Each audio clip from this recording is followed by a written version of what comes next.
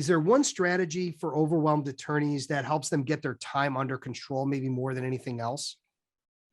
I think, well, we already talked about looking at your to-do list with a critical eye and thinking through what do I really need to be doing on this list.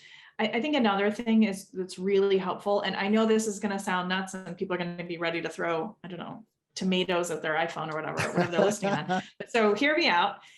And that's to track your time. And I think as attorneys, we always think, oh, I track my time, right? And I do it in 6-minute or 15-minute increments. But the reality is that study after study after study shows that we don't really know where our time is going. And so looking at where your time is actually going, particularly in the non-work hours, but even during the daytime hours, can really help you see where you could be saving some time and what you don't need to be doing. I actually have done this.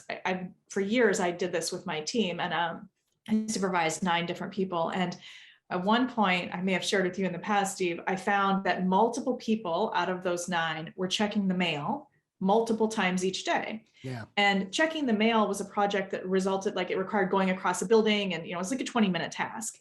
And there were days where I had an hour of team time was being taken by checking the mail, which was totally unnecessary, right? Yeah. So some of it is you see these things where, you know, the proverbial checking the mail kind of stuff is going on, but also it helps you, I think, feel more control over your time. And Laura Vanderkam has done research on this, had thousands, tens of thousands of people do it. And she inevitably finds that we underestimate how much we sleep. We overestimate how much we work.